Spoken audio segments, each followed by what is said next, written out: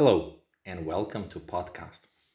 I'm your host Ilya, and today we are talking about very important skill, negotiations. Negotiating is a big part of everyday life.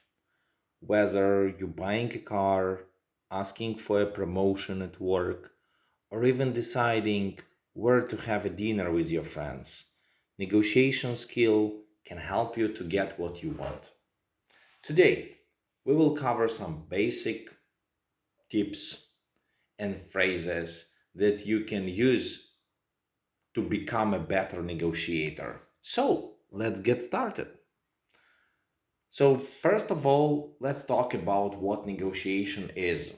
Simply put, a negotiation as a discussion between two or more people who are trying to reach an agreement. The goal is to find a solution that everyone will be happy with. This means the good negotiation involves both speaking and listening. Let's go over some useful phrases that you can use when negotiating in English.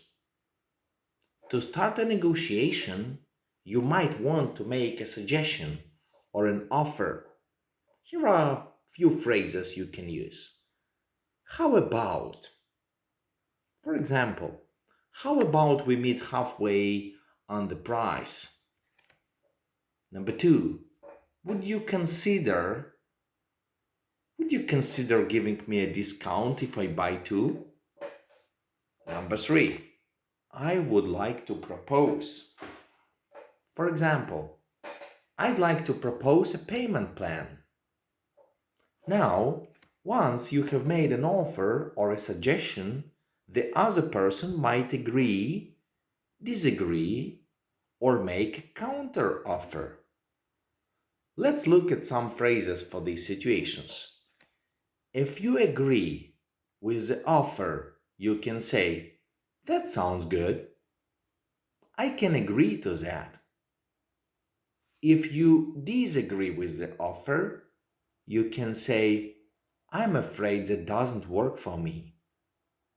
I see your point, but I'm looking for something different. And if you want to make a counter offer, you can use phrases like, instead, how about this? And you continue. Or what if we go to another restaurant? Remember, negotiation is about finding a compromise. So it's important to stay polite and flexible. Now that we have covered some useful phrases, let's talk about some tips to help you negotiate successfully. Number one, be prepared. Before you start negotiating, know what you want and what are you willing to give up. This will help you to stay focused and avoid agreeing to something that you don't really want. Number two, listen actively. Pay attention to what the other person is saying. This shows respect and helps you understand the needs, which can make it easier to find a solution that works for both of you. Number three, stay calm. Don't be nervous. Negotiations can sometimes be stressful, but staying calm can help you to think clearly and make better decisions. Number four, be polite. Using polite language and showing respect can help keep the conversation positive, which can make it easier to reach an agreement.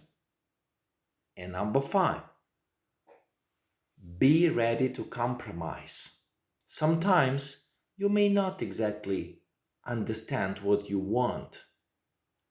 Be ready to find a middle ground that satisfies both parties.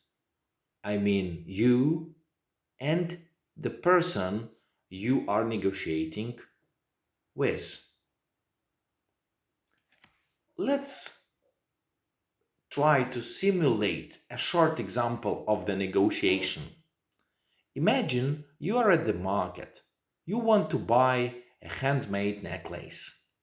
Here is how a conversation might go. Hi, I like I really like this necklace. How much is this? Hello, this necklace is $50. That's a bit more than I wanted to spend. Would you consider selling it for $40? I understand. How about 45? It's handmade and I used high quality materials. I see. $45 sounds good to me. I'll take it. Great job. In this example, both the buyer and the seller made offers and they found the price they were both happy with. This is the perfect example of successful negotiations. Now it's your turn. Think of a situation where you might need to negotiate. It could be buying something, asking for something off, or even deciding on a movie with friends. How would you start the conversation? What phrases would you use to make you offer or counter offer? Take a moment to practice it. Remember, the more you practice, the more confident you'll become. All right, ladies and gentlemen, that's all for today's episode. I hope you learned some phrasal verbs and useful phrases and tips for negotiating in English.